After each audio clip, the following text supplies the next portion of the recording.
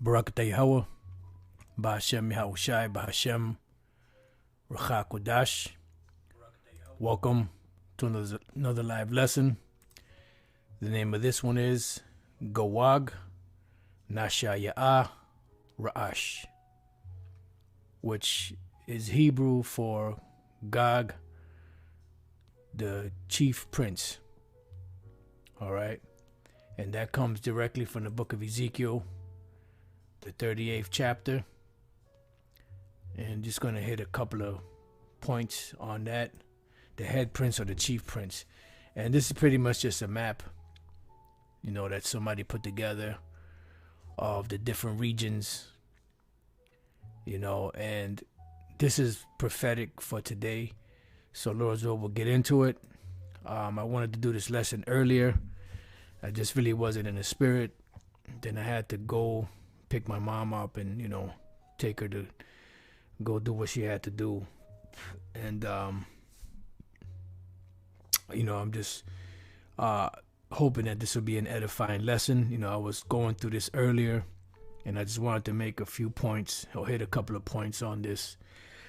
Just going through the chapter and just doing a little research and looking up a few things. And like I said, Lord's will, it'll be an edifying lesson. This is a prophetic breakdown, and it's a prophecy of the last days. And some prophecies are just straight up, boom, boom, boom, 1, 2, 3. Other prophecies, you have a lot of history that's involved in it. Like, for instance, when you try to break down Daniel the 11th chapter, there's a lot of history there. So it's not always easy to sit down and to do like a somewhat of a thorough breakdown, to go through each verse, and be able to break it down in one sitting.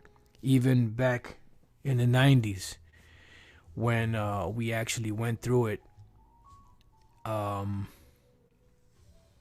the elder pastor used to come up on Wednesday nights and Saturdays, to Wednesday nights would be the class, Saturday nights would be the speaking, and we would have a class afterwards.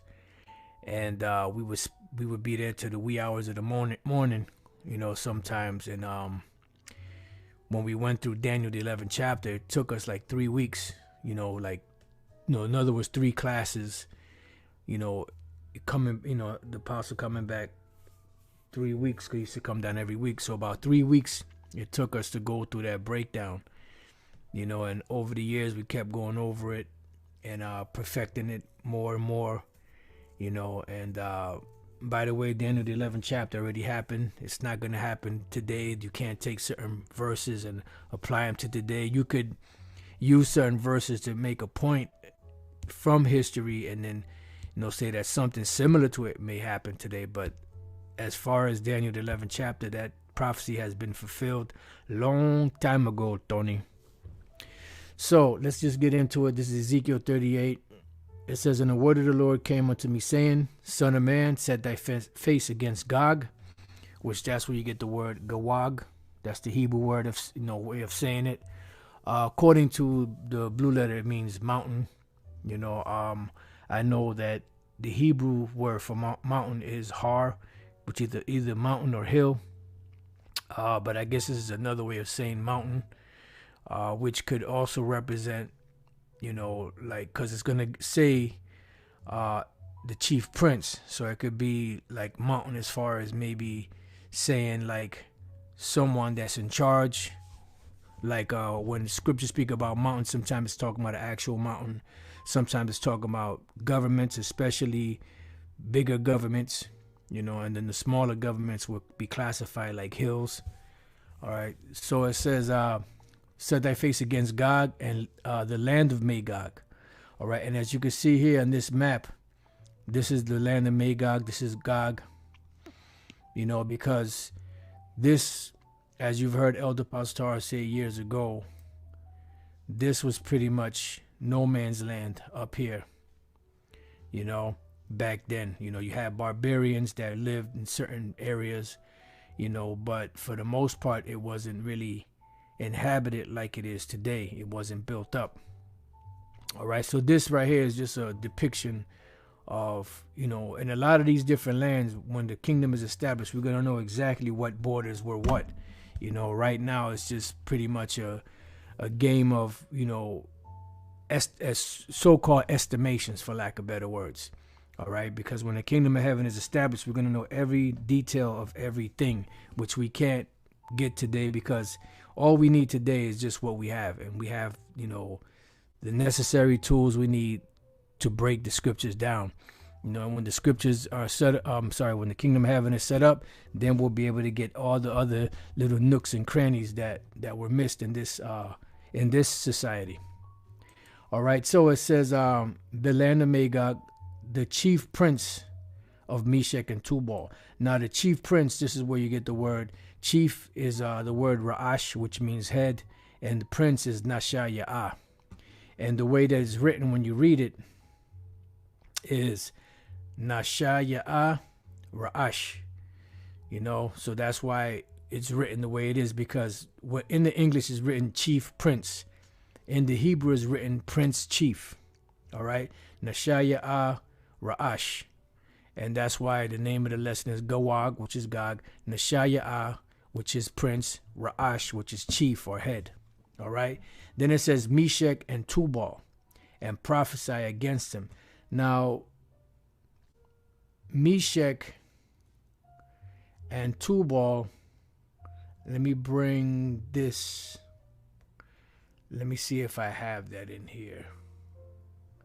Spare me 1 second. Salaki, this map is a little hazy. I don't know why, but it is what it is. Let's go here. Let's type in Meshech and Tubal. Meshech and Tubal map. And it should give you the land of Turkey. Right. This one here, let me see how. Nah, that's too small. Sometimes those small maps, when you try to make them bigger, they get. All right, let's see this one. This one is 400. What's this one here? 297. Nah.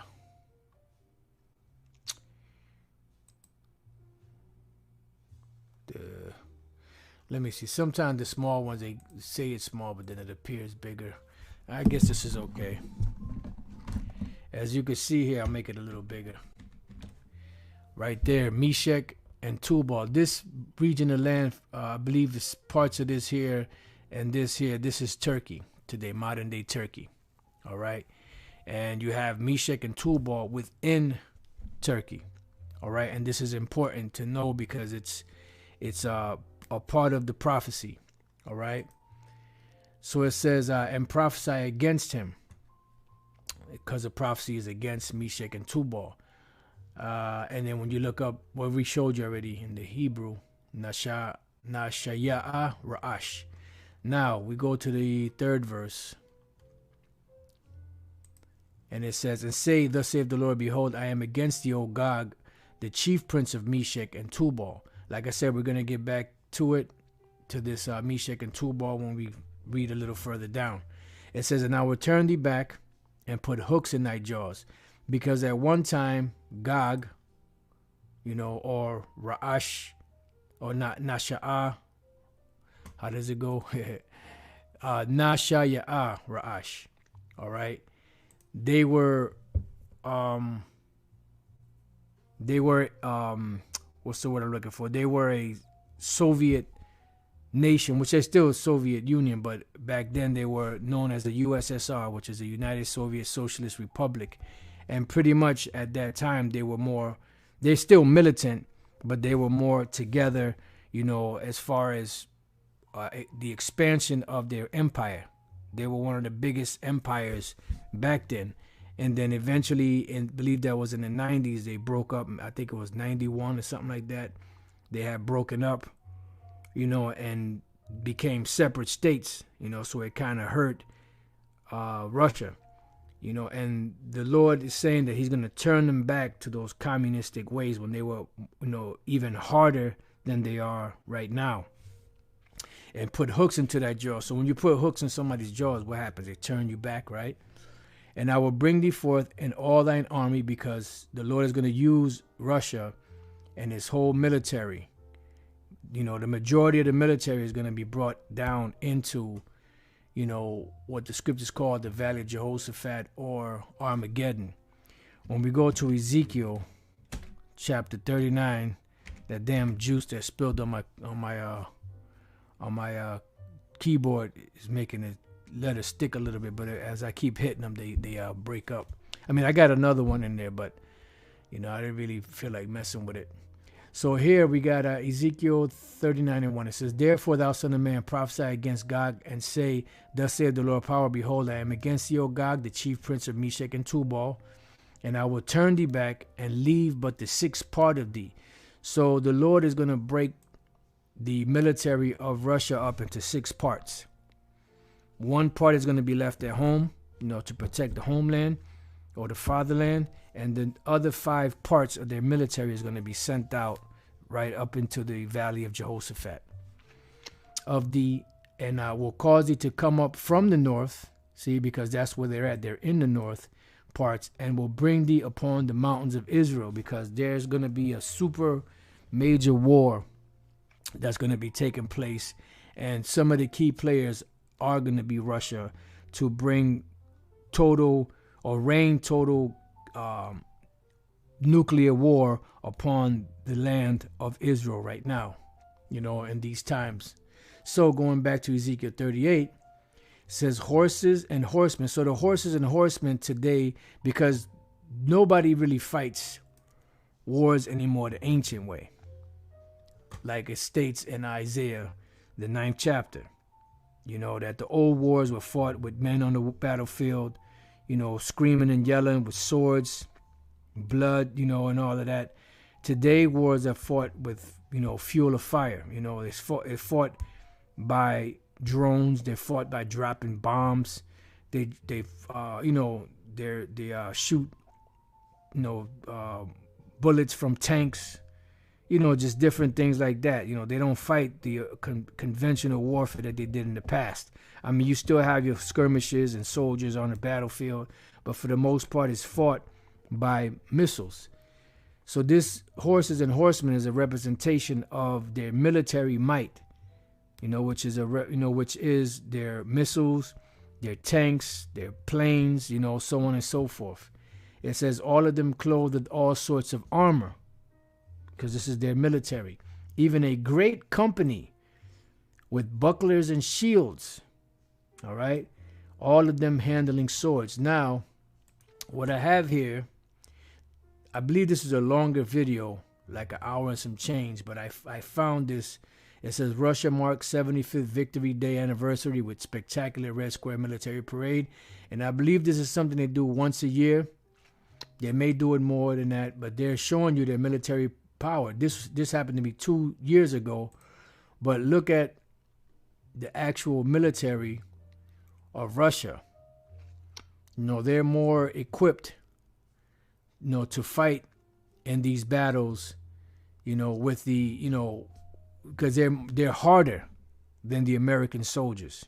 They're harder than most militaries, because they're not brought up, you know, the way that Americans are brought up. They're brought up through that hard, you know, rigorous training, super hard, rigorous training. Now you do have some, let me try to get, you know, look at that. You know, like you do have some, you know, groups like the Green Berets and others, special, you know, forces that are hard in America, but all of these, the majority of these Russian soldiers are hard and hardened. You know, so I'm trying to see if we got any good. Let me see what else we can glean out for here. Trying to get to the marching. There we go. Look at that. And they're showing off their military power. That's from China.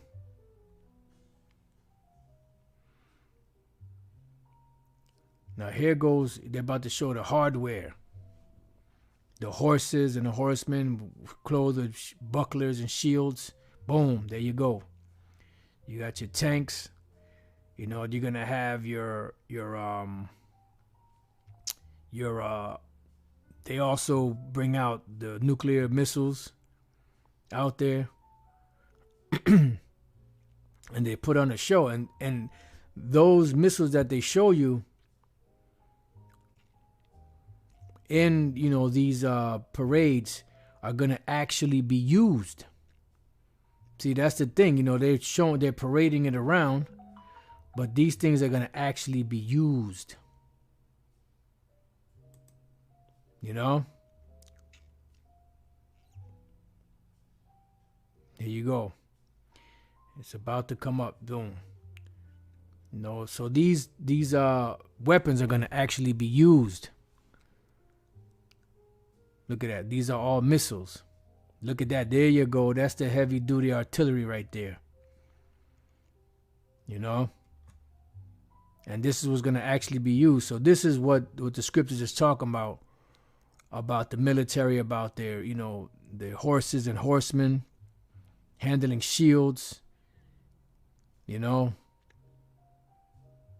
And there you go. That's the big boy right there. That's the big boss right there. That is a total annihilation of Esau's system, their empire. That's the bad boy right there. Some bad boys right there. You know, they go to helicopters, you know, part of their angel squads. You know, here goes some. There go your some more of those angels in the skies. Their stealth bombers, whatever the case may be. So this all part of their military, and that's just because they don't bring their whole arsenal out. It's just part of, you know, their arsenal. You know, and they're coming from where? From the north parts, because they're coming from up Chia. And remember, this is a prophecy of the end times. You know, so there's no other time when Gog and Magog are mentioned in the scriptures, you know, except for these two places and also in the book of Revelation. When you go, let me see something. Just bear with me 1 second. Just bear with me 1 second. I'm sorry. Also, it also appears in Genesis 10, Magog. But the word Gog does not appear there. Okay. You got Meshach, which all of these lands, Tubal here, all these lands going towards the south, they were actually lands of Japhet. You know, but Esau took over those lands. Just like the Greeks, the modern day Greeks are not the ancient Greeks of the true Yawan or Javan. You know, those peoples that used to inhabit those lands were people of color, which today would be classified as so-called Polynesian peoples. You know, so there you go, Gomer, Ashkenaz. So all of those lands, Togama, all of those lands there that are in Europe, those used to be Japhet's lands that Esau took over. But in prophecy today, they play a major part and a major role. And the people that are there today, which are Edomites, that's going to be some of the ones that's going to get down in this destruction. All right, so let's get back to this. To Ezekiel 38. All of them handling swords, and we saw some of the swords. Now it says here Persia. Who is Persia? Today Persia would be known as Iran, because Persia name was changed from Persia to Iran back in 1935. You know, which Iran goes back to a name where you get the word Aryan from. All right, the original Aryan race, which the word Aryan means noble, the original Aryan race were the Elamites, or the so-called East Indians. And just like everything else, Esau hijacked that for themselves, and these skinheads call themselves the Aryan race, you know, because they're trying to take on that name like they do with everything else. But the original Aryan race were the so-called East Indians or the Elamites. So that was the ancient name for Iran was Persia. Right now, what I did was I typed in relations between Russia and Iran, which is Persia. Iran and Russia are also military allies in the conflicts in Syria and Iraq and partners in Afghanistan and post-Soviet Central Asia, and shares a common interest in suppressing Sunni Islamism and pan-Sunni political groups. The Russian Federation is also the chief, I didn't know that was there, supplier of arms and weaponry to who? Iran, which is Persia. And you could do the research. When was Persia's name changed to Iran? It's going to tell you 1935. All right. So the chief prince, all right, Nashayaah Raash. So that's Persia. That's Iran. Then it says what? Ethiopia, which the ancient Ethiopians, their name was Kush or Kawash. All right. So now let's just move this here. It says relations between Russia and Ethiopia. Both countries established diplomatic relations on April 21st, 1943. Russia currently has an embassy in Addis Ababa, and Ethiopia has an embassy in Moscow. All right. Was Ethiopia a USSR ally? Of course.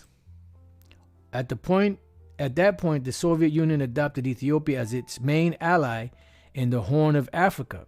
In late November, it launched a massive airlift and sea lift of arms and other military equipment to Ethiopia. All right?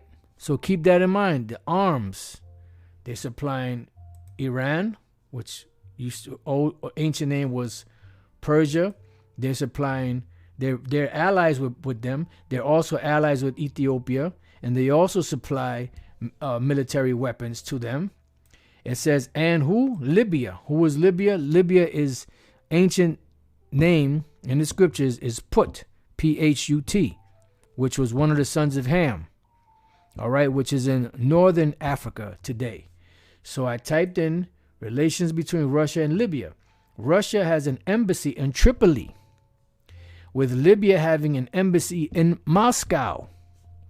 Diplomatic contact between Russia and Libya has generally been close and productive, seeing as both countries have had and continue to see volatile relations with the United States, Babylon the Great, America. Let's see, what are Libya's allies? Nigeria, Russia, Saudi Arabia, Switzerland, Union for the Mediterranean. All right.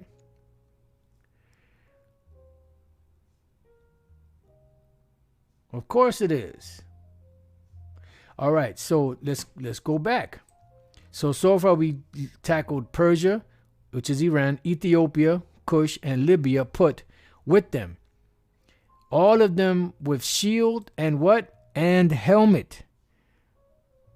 This is dealing with militaries of the earth. Remember, the Lord said he mustereth the hosts of the battle. The Most High Yahweh is the one that's amassing these militaries, these armies in the Middle East right now to bring forth the fulfillment of the Valley of Jehoshaphat, which the word Jehoshaphat goes back to the Hebrew phrase Yahweh Shaphat, which means Yahweh's judgment. There's also another word, Armageddon or Harmageddon, which means mountain of the troops. And this is what's happening right now. There is an amassing of these militaries coming together. At one point, these militaries of the world are going to stop fighting each other, and they're going to stop and look up into the heavens, and they're going to see Yahweh Shai and the angels coming back in the chariots, so-called UFOs, and they're going to stop what they're doing because Yahweh Shai is about to ruin and turn and fight against the Lord, and that's when they will get eviscerated. All right. So it goes on to say Gomer and all his bands. The bands is a representation of military or militaries. All right.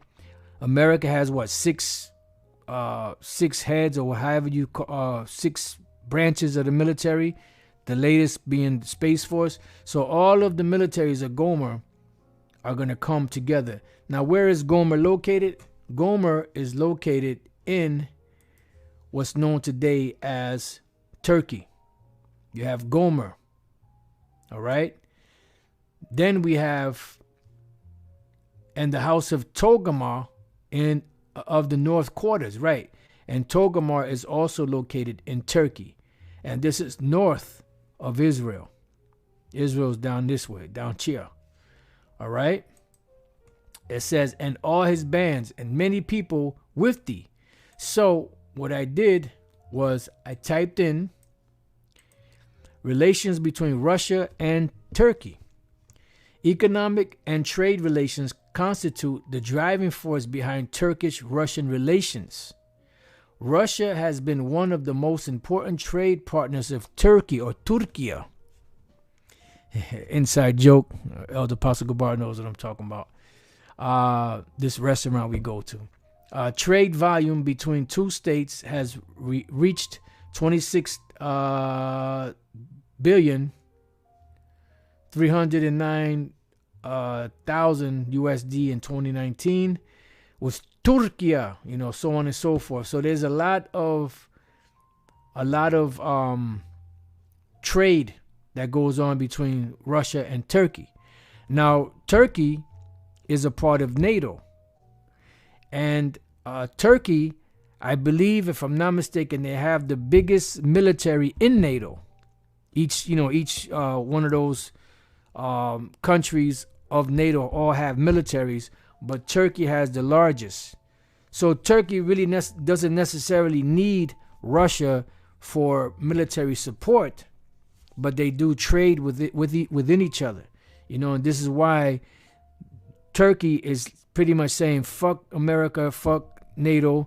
You motherfuckers are fucking up my thing in my house. You coming up in my house, So it says Russia-Turkey relations are bilateral relations. Let me see.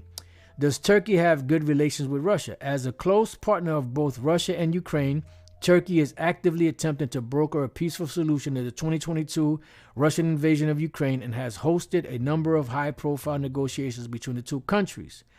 Right here. How many Russians are in Turkey? According to the Ministry of the Interior, as of data on November 3rd, 2022, it's the year of our Lord Yahweh Bashem Nashayaah turning up, Russian citizens are the second highest number of foreign residents residing in Turkey on long term, 115,365, and short term, 95,431 residency permits. All right. Let's see what else we got. Because it says here, Gomer and all his bands, the house of Togarmah of the North Quarter, and all his bands, and many people with thee. Be thou prepared. This is the Lord speaking to Gog, the land of Magog. Be thou prepared and prepare for thyself. Let's see what else we got over here. Oh, Salakia. So I typed in, does Russia sell weapons to Turkey? It says, Turkey and Russia signed an agreement for Moscow to supply Ankara with advanced S-400 surface-to-air missile batteries, according to a December so forth. And I can't click on it because they want you to accept some shit. And I'm like, hell to no. Now listen, Turkey snubs NATO with Russian arms deal. You see? So pretty much Turkey is not supposed to be doing business with Russia because America put sanctions on them. And the people, I mean, America's suffering a little bit, but the people that are really suffering the most are those NATO countries, those so-called European countries, because they're the ones that were doing business with Russia for whatever, oil, gas, whatever they had, arms trade. In the case of Turkey, gets certain batteries and stuff from Russia, so there's a whole host of things going on. Let's see what else we got. Turkey to go ahead with Russian weapons purchases. Check that out. Turkey to go ahead with Russian weapons purchases despite U.S. objections. And remember, there's going to come a point where the NATO members that are allies with America are going to turn on America. You know, which really that goes back to the EU, which I don't believe. No, Turkey is not a part of the EU. But don't be surprised if Turkey turns around and starts blasting, Babylon the Great also. Because the ones that are suffering are those nations that are over there, based off of America's, sanctions. It says Turkey is threatening to go ahead with Russian military purchases despite warnings from Washington. The threat comes as the impasse between the NATO members deepens over Ankara's purchase of a Russian missile system, as you can see right here. All right.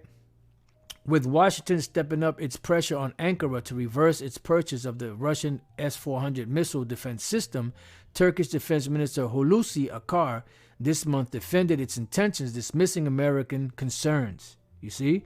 So they're like, look, man, we already see, we seen you coming a mile away, Joker. It says this is not an offensive system, Ankar said, adding this system can't threaten anyone in any way where it is deployed. It is not a risk, threat, or danger to anyone, the official said. Washington says the S-400 missile advanced radar poses a threat to NATO defense system and calls for its removal. But Ankara has said it is considering purchasing more batches of the Russian missiles. One source close to the government says Turkey has already struck a deal with Moscow. So on and so forth. So this is showing you that according to prophecy, everything is right on time. Everything is coming together as it was meant to be by the Lord Yahweh Bashem Yahushai. All right. Let's see what was this here. All right. Now, it says, be thou prepared and prepare for thyself, thou and all thy company that are assembled unto thee. Right. So the companies are the militaries, because you have squads, you have platoons, you have companies, which is a conglomeration of all of them together. Now, in the case of Russia and her allies, all of those militaries combined together that are assembled unto thee, that are pretty much allying themselves with you. And be thou what? A guard unto them. When you look up this word guard, the word there is shamar, which the word shamar means to watch. You see, so Russia has vested interest in these countries. Therefore, Russia is going to protect them, give them whatever it is that they need in order for them to stay friendly with Russia. Why? Because the Lord put it into their hearts to do so. Let's go real quick to the book of, what is that? Proverbs 16. It says the preparation of the heart in man and the answer of the tongue is from the Lord. So whatever man does, he's doing it because the Lord Yahweh Bashem Yahushai is putting it into their minds to do. Let's go one more. Proverbs 21 and 1. The king's heart is in the hand of the Lord, as the rivers of water. He turneth it whithersoever he will. Let's go from there to the book of Job, chapter 33. I gotta punch these keys pretty hard, so just bear with me. 15. In a dream, in the vision of the night, when deep sleep falleth upon men, and slumberings upon the bed. So when you're in REM sleep, rapid eye movement sleep, Elder Pastor was just speaking about, dreams. Then he opened the ears of men. What are their ears? It's not talking about the two things that are on each side of your head. It's talking about the brain, the function of the brain, where your spirit is. So he openeth the ears of men and sealeth their instructions. So every night when everyone goes to sleep, the Lord programs what the next day is going to bring. This is why Yahweh said, take no thought for tomorrow shall take thought of itself. For sufficient for the day is the evil thereof. It says, and sealeth their instruction, that he may withdraw man from his purpose and hide pride from man. Right, because ultimately if the plans you have do not go according to the plans of Yahweh Bashem Yahushai, well, guess what? Those plans are not going to pan out. That's why you're like, damn, man, you know, I had this plan, I had that plan. For some reason, it went south. Yeah, because the Lord wasn't with the plans. That's why it says, Lord will. You know, if the Lord wills, we will do so and so and such and such. He keepeth back his soul from the pit, and his life from the perishing, his life from perishing by the sword. You know, so you get the idea. So the Lord is the one sealing the instructions. The Lord is the one that prepares the hearts. The Lord is the one that's guiding and manipulating the minds and the thoughts of men to accomplish what he wants them to accomplish. So Russia is being a guard unto these allied nations, even though Gomer and Togomar are not technically their allies, but they have good relations with Russia, which technically they are, even though they're not, because Turkey is really a part of NATO, but really Turkey is really a part of Russia, if you really want to get down to the nuts and bolts of it. It says, after many days thou shalt be visited, in the latter years thou shalt come into the land that is brought back from the sword. Right. The latter years is talking about right now in America. I'm sorry. The latter years is talking about right now in these times. That's what I meant to say. Thou shalt come into the land that is brought back from the sword. That's dealing with America. They're going to also go into the land of Israel, you know, which is talking about the land of Israel. But also America is going to be invaded also. And is gathered out of many people against the mountains of Israel, right, because they're going to come against the mountains of Israel, or the government structures that are in the land of Israel today, that are set up in the land of Israel, and that pretty much the scriptures say that the people that are there now are not the Lord's people, although you have a big community of Israelites that live there, which Lord's will get to that. It says, which have been always waste. Right. So the Lord is going to cause this pretty much, because the land of Israel is really not flourishing because the people of the Lord are not really there, even though you have some that are there. So the Lord is going to cause Russia to totally annihilate it and rebuild it back up from scratch. It says, which have always been waste, but it is brought forth out of the nations, and they shall dwell safely, all of them. Right. Because when Yahushua comes back, he said, before he left, he said, and Jerusalem shall be trodden down of the Gentiles until the time of the Gentiles be fulfilled. So we're coming down to that time where the time of the Gentiles is fulfilled, their time of rulership.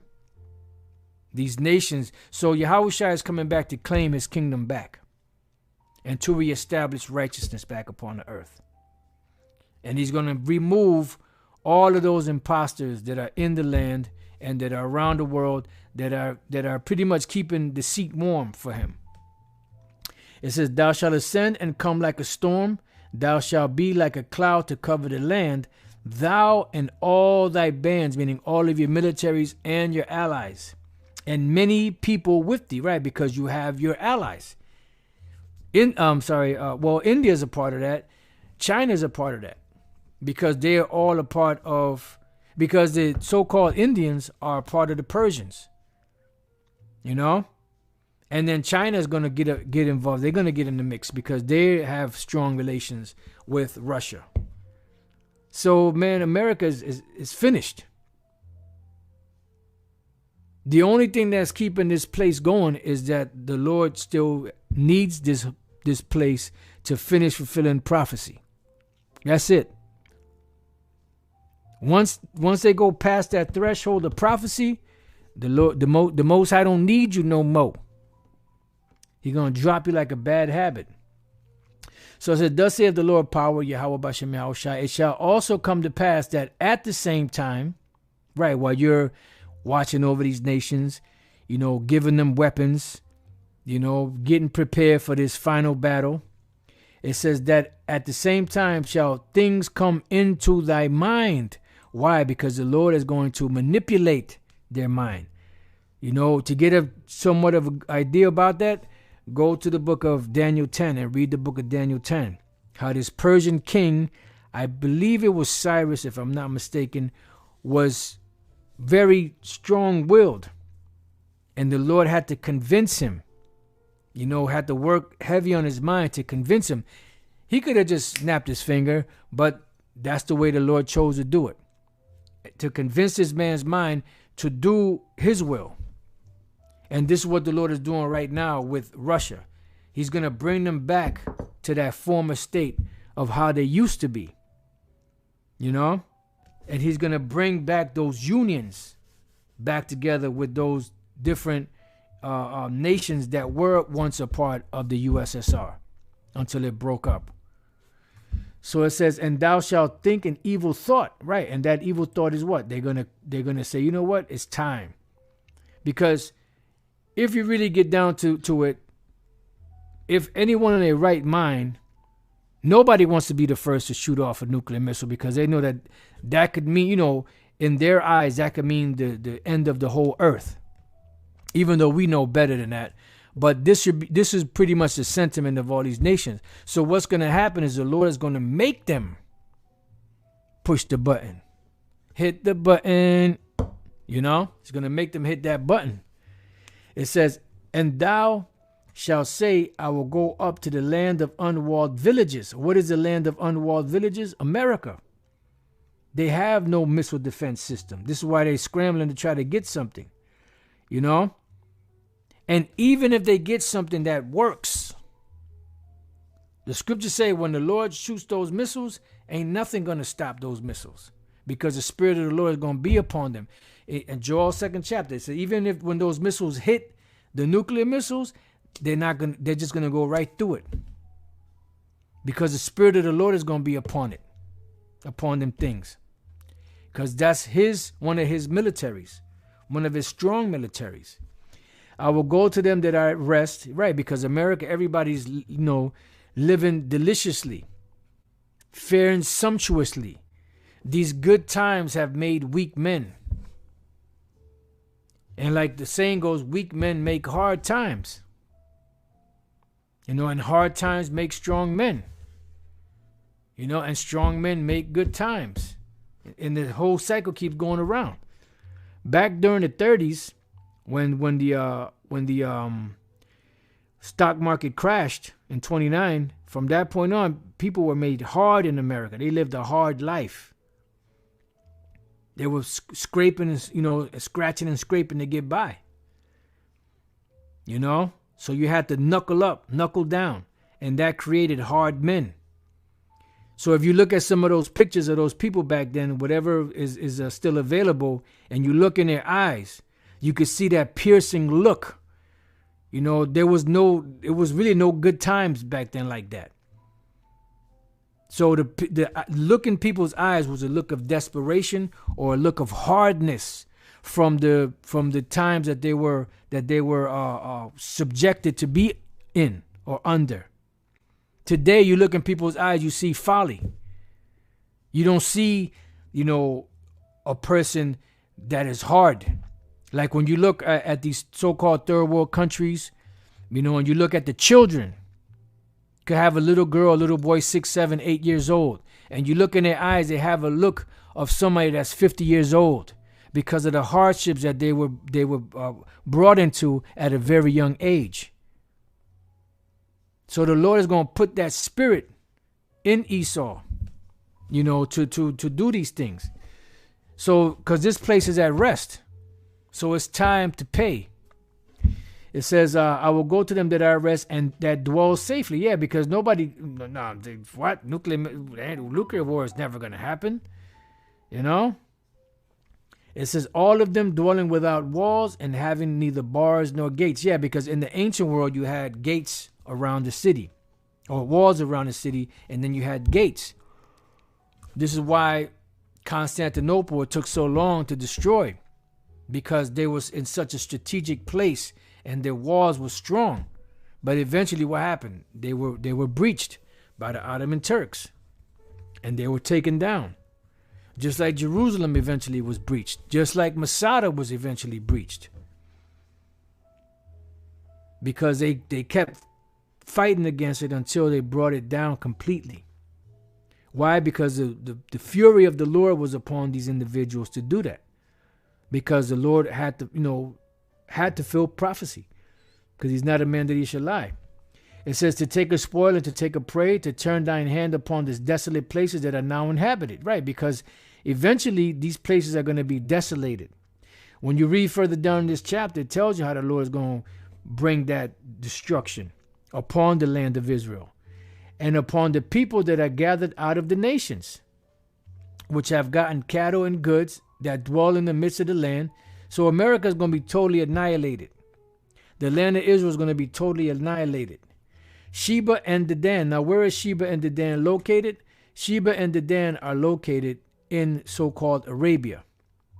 And Russia has, I believe, if I'm not mistaken, I had typed that in, but I don't know why I don't have it. I believe Russia has relations with Saudi Arabia. Just bear with me 1 second. I thought I had the relationship between Russia and involved the Saudi Crown Prince. Yeah. I thought I had this, but I guess not. So this is Dedan and Sheba, according, to this map. It could be further down, or it could be the expansion. There's another map that had them a little further down.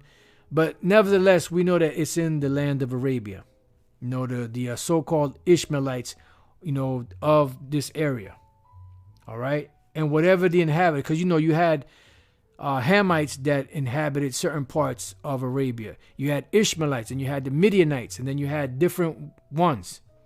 All right? What am I looking for? Right here. It says the relations between Russia and Saudi Arabia further evolved under Saudi Crown Prince Mohammed bin Salman, granting the two nations the ability to conspire in oil export decisions. Russia is currently a major exporter of refined fuels to the Saudis and other Middle Eastern countries. All right. So going back, Sheba and Dedan and the merchants of Tarshish, which is Spain, and you have Russia has dealings with Spain, because I believe Russia was supplying Spain with certain energy or something along those lines. I don't remember all the particulars. It says, with all the young lion thereof shall say unto thee, art thou come to take a spoil? Hast thou gathered thy company to take a prey? Because eventually, when this war goes down, if you need supplies, if y'all allies, you got to supply each other. It says to carry away silver and gold and to take away cattle and goods to take a great spoil.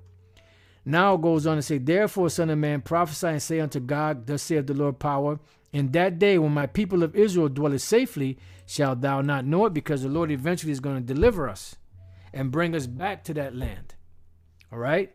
It says, and thou shalt come from thy place out of the north parts. This is in the last days. North parts, because we saw here in the map that they're up in the north. The Russians. It says, thou and many people with thee, all of them riding upon horses, a great company and a mighty army. You see? Because the Lord he got America, Canada, and her allies, NATO, EU, and then you have Russia, China, and all of those other different nations that we spoke about.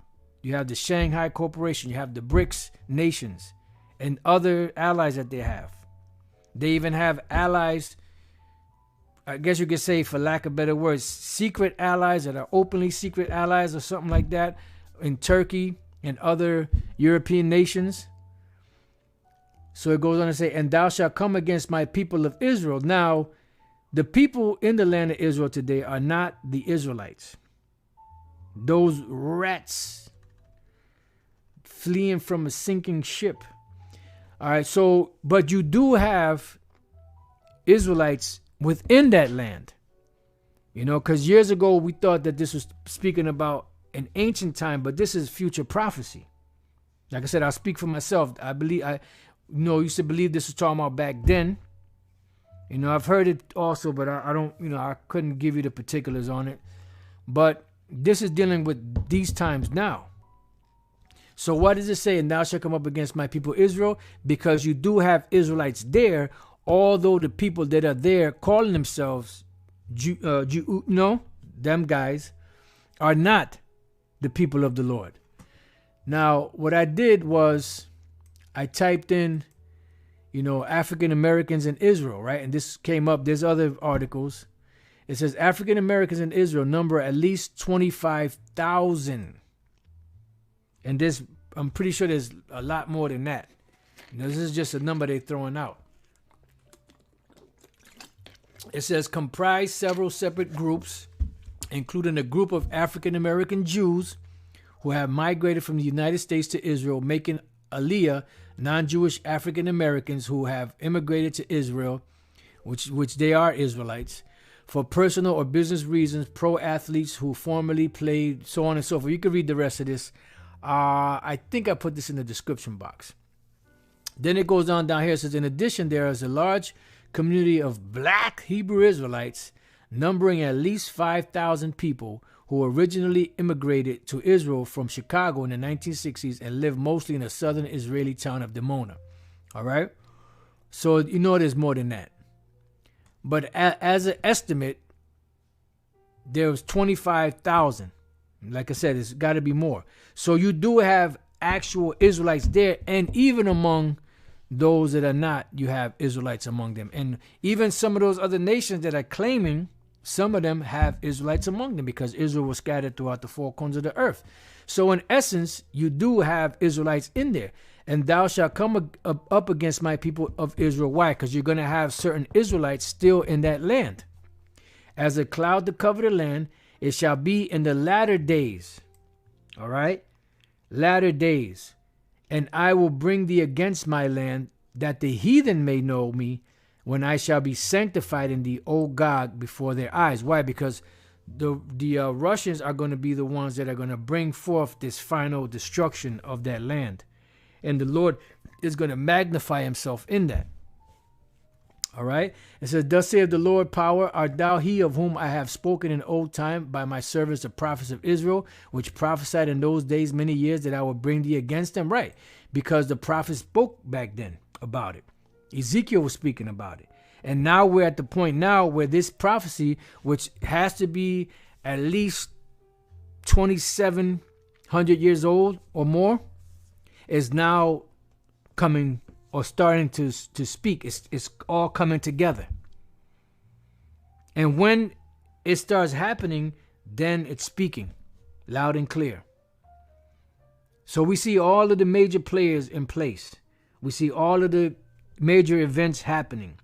We see the major players that are united, by either being allies or being supplied, weaponry or having business relations. So it's all coming together. It says, for in my jealousy, matter of fact, I'll read here again. And it shall come to pass at the same time when God shall come up against the land of Israel, saith the Lord power, that my fury shall come up in my face, right? Because the Lord is going to remember. That's why it says Babylon has come to remembrance in the Lord's mind, or something like that in Revelation. So also the land of Israel, because they've taken over the land of the Lord's people with the joy of their whole heart, as it states in the scriptures. For in my jealousy and in the fire of my wrath have I spoken. Surely in that day there shall be a great shaking in the land of Israel. And what's going to bring that great shaking in the land of Israel? The missiles that are going to be pelting down on that land, which is going to be pelting down on the land of America and wherever else they hit in the world. That's going to cause such a vibration that's going to cause the whole earth to rock back and forth. It says, so that the fishes of the sea and the fowls of the heaven and the beasts of the field and all creeping things that creep upon the earth and all men that are upon the face of the earth shall shake at my presence. So the whole world is going to be so bad that even the birds in the air are going to be shaken. Because the vibration is going to be so strong, the birds are going to feel it in the air. The fish are going to feel it in the sea. No matter where men are at in the world, they're going to feel that terrible shake.